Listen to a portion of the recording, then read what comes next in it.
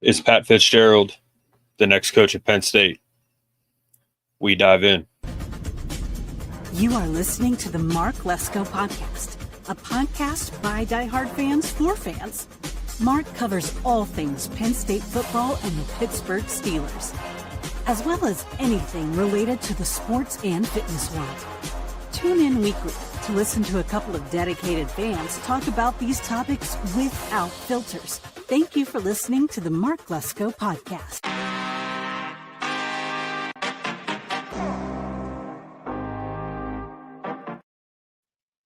All right, everybody. Welcome back into another episode of the Mark Lesko Podcast.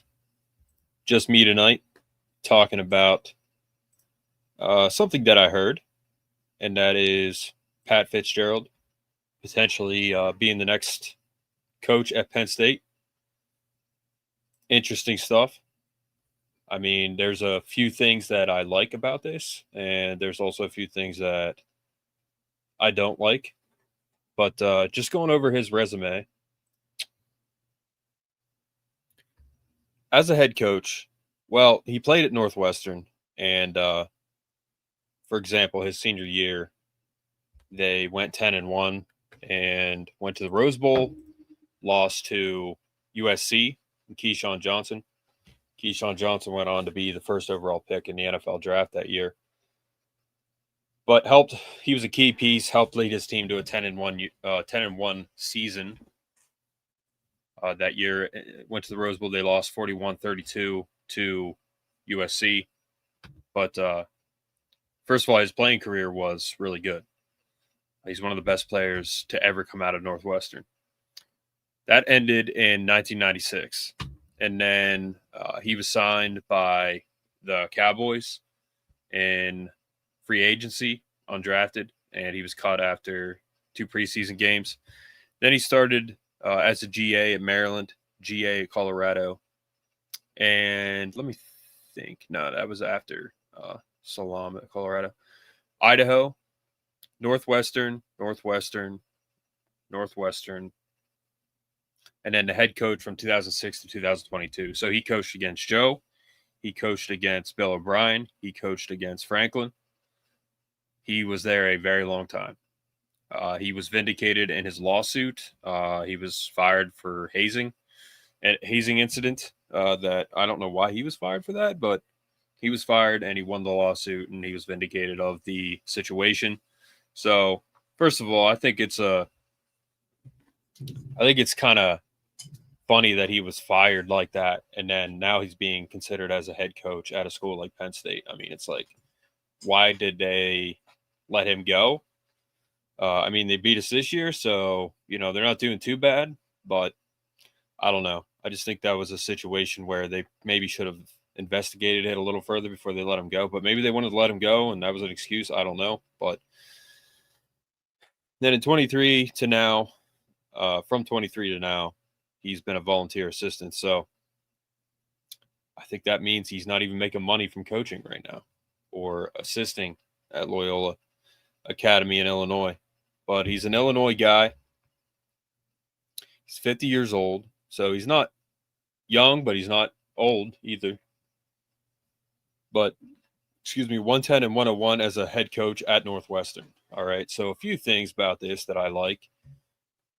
We need a guy who's going to come in, he's going to bring energy, and he's going to establish himself right away. I mean, that's Pat Fitzgerald for sure.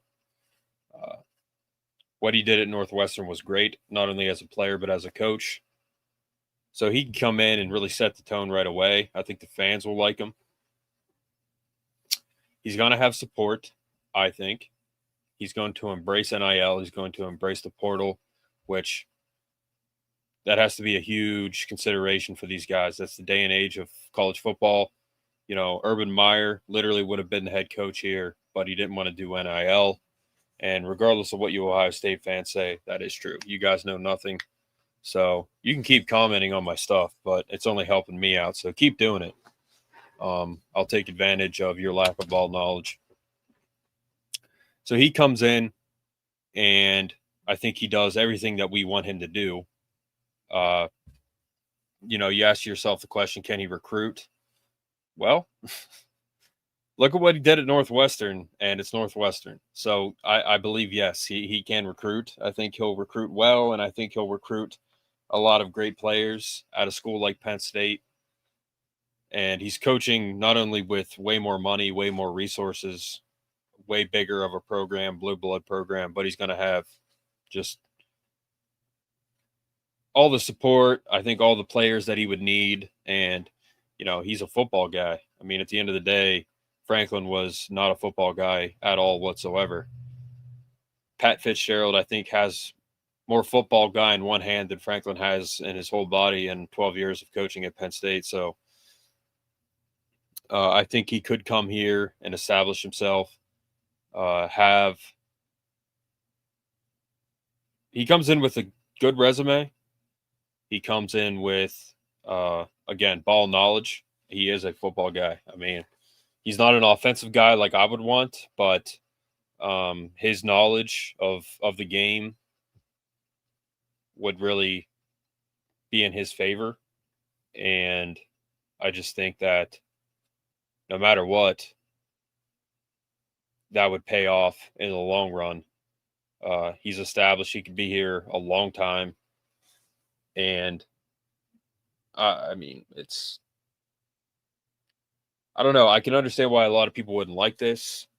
Some things that I don't like is that he was at Northwestern. He was the head coach there. I mean, it's Northwestern. That's not exactly a resume building program. It's not like he was 160-10 there. He was 110-101. He was 5 for 5 in bowls. So, he went to quite a few bowls for a Northwestern program. I mean, I think he did. The biggest thing with him is he did a lot. He did more with less. He did a lot more with less. And Franklin, he did way less with way, way more. So, I compare it to this with Franklin. When people come to work on Monday, it's like, oh man, like it's Monday, I don't want to be here. I got to do my job, and everything is like harder. It's like you're hauling an anchor behind you. And you got to show up and do your job regardless. That's the Ohio State, Michigan's,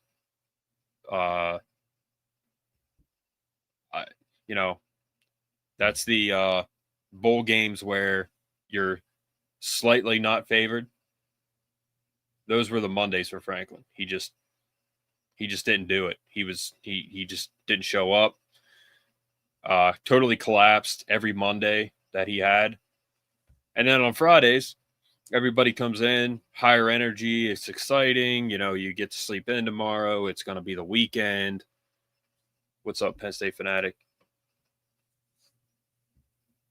Your job performance is way better because you're off for 2 days and you got some football to watch and get to see your family and stuff like that. That was Franklin for all the other games. The whiteout against Minnesota, the bowl game against Utah, the playoff games against SMU and Boise State. He was in Friday mode for those games, but with the Ohio State, Michigans, whatever, hell, Ole Miss, Kentucky, he was in Monday mode. That was Franklin. That's what he did. So he did less with way more. Pat Fitzgerald did more, probably I would argue way more with less. Not in the sense that comparing him to Franklin, he just did way more with less in general. Not comparing him to anybody else. He was at Northwestern. He did way more with less. So if you could bring a guy in like that who has the support that Penn State has, and as long as he will embrace NIL in the portal, if there's a Dante Moore out there floating around in the portal, he goes and gets him. If there's a Bear Alexander out there floating around, he goes and gets him. That kind of stuff. If there's hypothetically speaking, a Marvin Harrison out there or a Cornell Tate out there floating around in the portal, you're going to go get him. You're going to coach him up. I think he would develop players. He would recruit well. And as long as he would embrace the NIL and the portal side of things, he would have a lot of support, and I think he could do really good here. So that's just my thoughts on Pat Fitzgerald. I heard today that Lincoln Riley is also in consideration.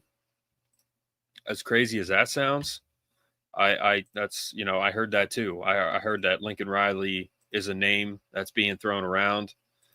I don't know exactly where that information came from, but someone told me that they're pretty solid, knowledgeable alumni of Penn State. So I'll Google it real quick, but I don't know. I mean, the guy has 3 or 4 Heisman's under his belt. He's won a lot of games. I mean, at one point he would have been considered a savant of college football. I mean, I'm seeing LSU and USC, but Penn State, I would say, is definitely not off the table, and I can understand also why people wouldn't like that. But that's just another name to throw out there and consider in some form or fashion that it could be a Lincoln Riley type that comes in. I've heard Clark Lee.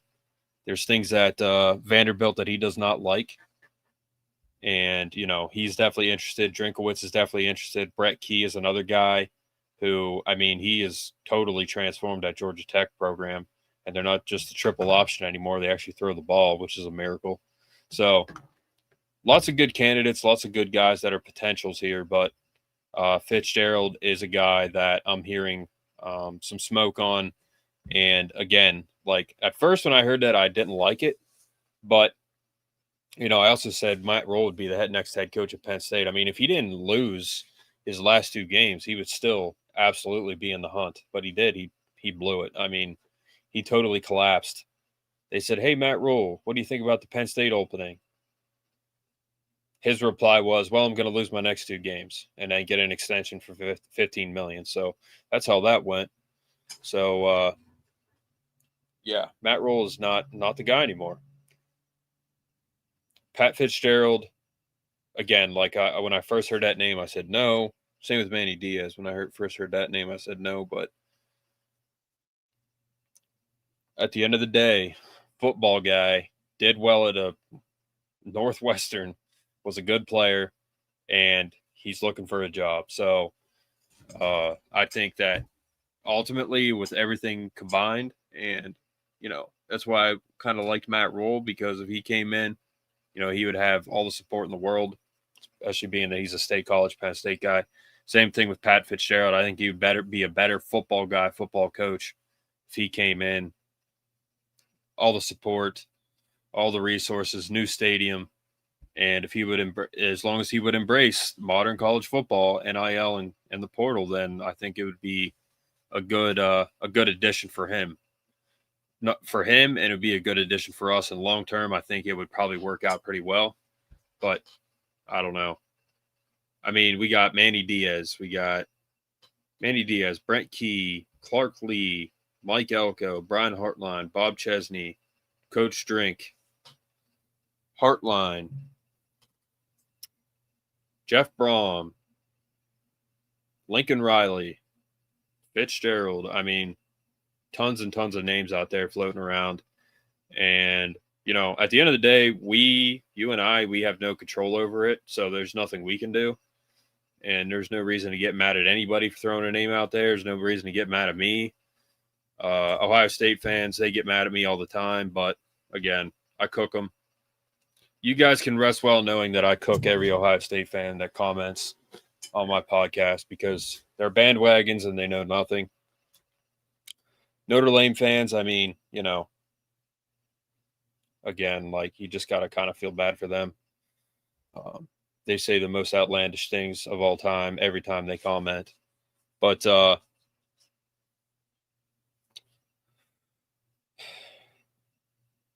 I do like this possibility for Pat Fitzgerald.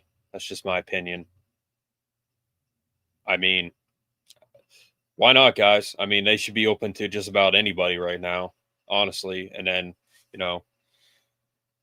to make a point about Indiana tomorrow, Terry Smith, I mean, some of the stuff he said, I love Coach Terry. I think he's doing a great job overall. But Like, I don't think there needs to be any changes right now, he said. I have full control. Yes, there does need to be changes made, Coach. Clearly, there needs to be changes made. Andy Kotelnicki should have been fired yesterday. And yesterday being 2 games ago, he should have been fired. I mean, he's horrible at his job. I'll tell you this, college football fandom is afraid PSU.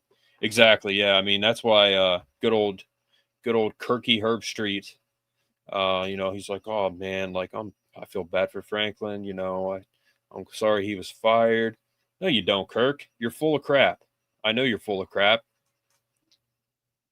Pretty much everyone knows you're full of crap, and you're upset. You're sad he got fired because it's not a guaranteed win for Ohio State every year. That's why you're upset, you clown. God, he's so full of crap. But yeah, people like him are mad now because it's not exactly Penn State fanatic. Imagine Penn State with a competent coach. Imagine that. All the support, largest living alumni in the world. It's probably the most loyal fan base in college football. I mean, look at what we did after the scandal. Like, we did not falter. We increased, actually. Haven't lost that support since. This year we have, because Franklin's an absolute train wreck of a coach, and he's round this train off the tracks into the river that's somehow also on fire and exploding at the same time. So that's what Franklin did to us. So if Penn State comes in with a competent coach, all the things combined, NIL, portal, all the resources, donor support, a new stadium, I mean, my goodness, look out. And I do think that Pat Fitzgerald could be that guy. So there's not really much more I have to say about that. And then those other names combined, I mean, it could honestly be any of them. I just saw from one of my sources that Brian Hartline is pretty much out at this point. I don't know. I don't believe anything. I don't believe anything positive. I don't believe anything negative. I think that would be a negative for him not to be considered. But if he does not get hired here, it's not because, as Ohio State fans say, they're the greatest thing since sliced bread. They are the greatest program of all time. They're the greatest thing to ever happen to college football. Brian Hartline would be crazy to leave the greatest program to ever to ever exist in the face of the earth in the history of mankind in Ohio State. Why would he ever leave? If he left, there's something wrong with him. If he stays, he's the greatest and next head coach at Ohio State. If he would leave for Penn State, it's not because anything Ohio State did wrong. It's everything Penn State did wrong. Why would anybody ever leave a program where their fan base is literally sending you death threats when you're winning playoff games last year? So I don't know why anybody would ever leave that. But,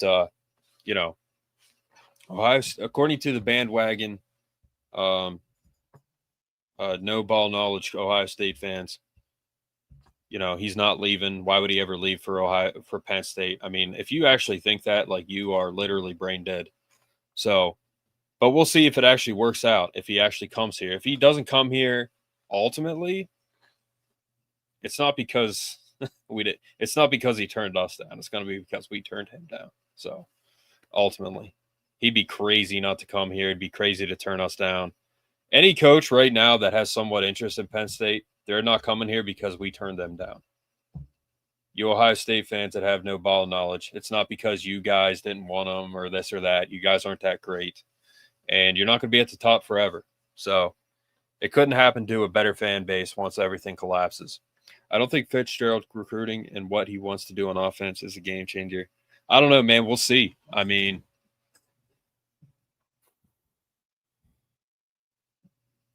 I don't know. I think he would be a pretty decent recruiter here, honestly. I think he would. And, if you're talking to all of these recruiting areas that have ties to James Franklin, quote unquote, I think your pitch stands out more than his. And I think people will catch on.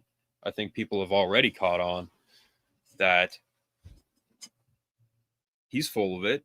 Don't believe a word he says. And he's not going to develop you. Pat Fitzgerald will. You have way more resources here than Virginia Tech or Akron, wherever Franklin, by some miracle, ends up if they're dumb enough to hire him.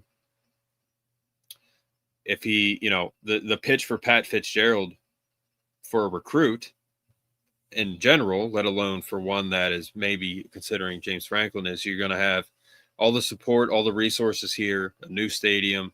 I'm going to develop you as a player. We're going to pay you, but we're going to play you if you're good enough. I'm going to make the most out of you as a person, as a football player. That's something James Franklin will not do. And by doing that, you have a way better shot of going to the NFL and succeeding than you do under James Franklin. Just because people go into the NFL under Franklin doesn't mean they're fully developed or they're even ready for it. Like a Chop Robinson, he was at Penn State for 2 years?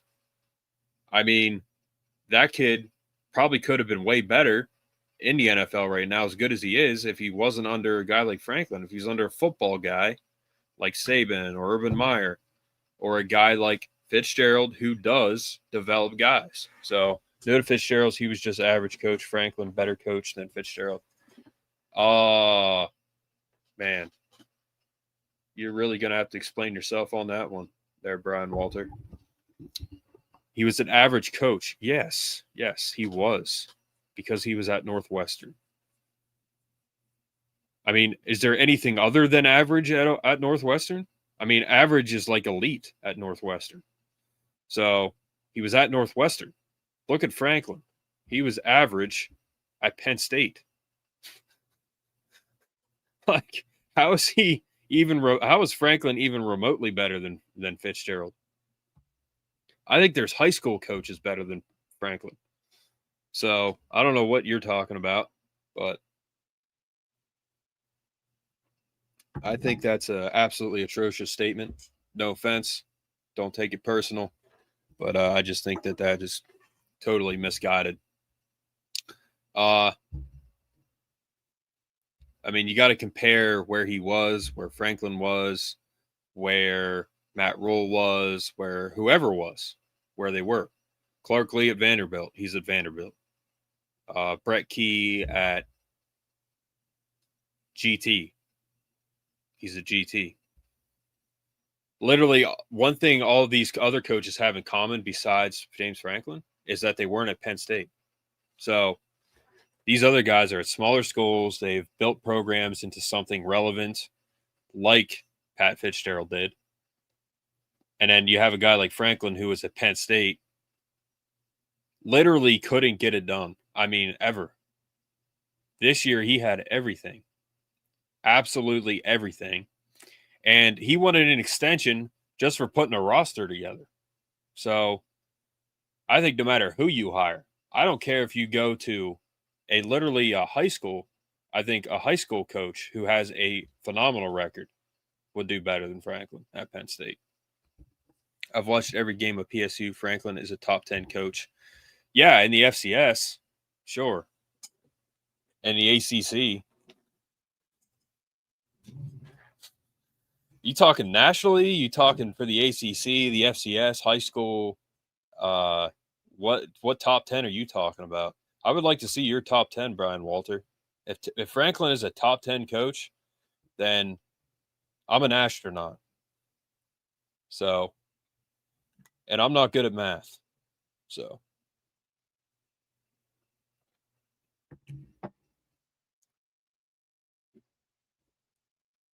top 10 coach. How is he a top 10? That makes no sense. Okay, so we'll look up top 10 college football coaches right now. We'll Google it. How about that?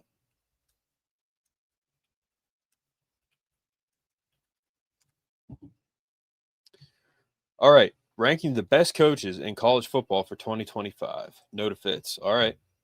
Yeah, I mean, I never said I think he would be a decent fit, but, I'm not like on here like, let's hire him right now. Give him a blank check. Yeah. I understand what you guys are saying. Not the Franklin part. I don't understand that at all. Kirby Smart, Ryan Day, Dabo Swinney. Dabo Swinney could literally be like, he could have 2 bad years and he'd still be way better than Franklin. Marcus Freeman, Steve Sarkisian, Dan Lanning, Kalen DeBoer, James Franklin. It's ESPN, so we'll just scratch that. Kyle Whittingham, Matt Campbell. And all right, so let's move Kyle Whittingham up. He's way more of a football coach than Franklin. Matt Campbell to 9, and then at 10, who is 10?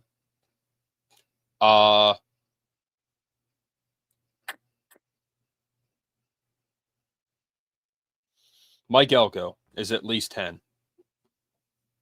Good. I hope he does go to LSU. Leave Notre Dame. Mike Elko is easily in this top 10. When was this made?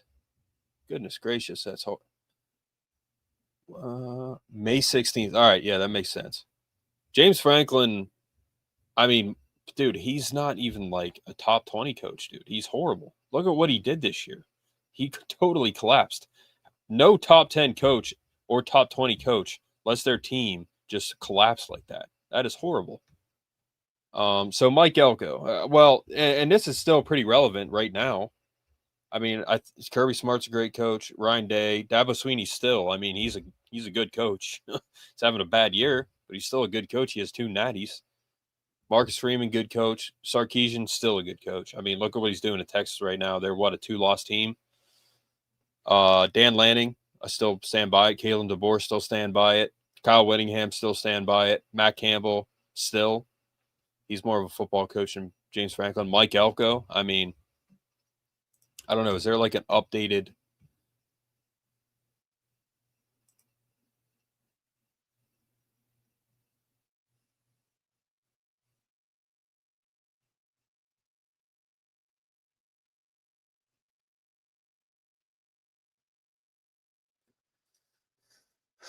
Winningest coaches of all time. Look at that. Wow. Joe Paterno. Look at that. Just a reminder. Highest paid. Here's the highest paid coaches right now. Kirby Smart, 13 mil. Ryan Day, Lincoln Riley, Dabo Swinney, Steve Sarkisian, Dan Lanning, Kalen DeBoer, Brian Kelly, not anymore. Well, still, but Bill Belichick, $10 million. They paid him $10 million. Lane Kiffin. And it's Deion Franklin. Franklin was the 16th highest paid coach, which is why he won an extension, because he's a clown. And he is nowhere near any of these guys. Any of them. Bill Belichick, in terms of college, yeah, he's better than him. He's coached like 7 games. He's nowhere near any of these guys. Texas, if they took Penn State right now under Franklin and played Texas, Texas would kill him, I think. I don't know. Maybe they'd get the arch, but yeah, he is not a top 10 coach, Brian Walter. No offense, man. I just don't understand where you're coming from with that one. Freeman is going to go to LSU. I hope he does.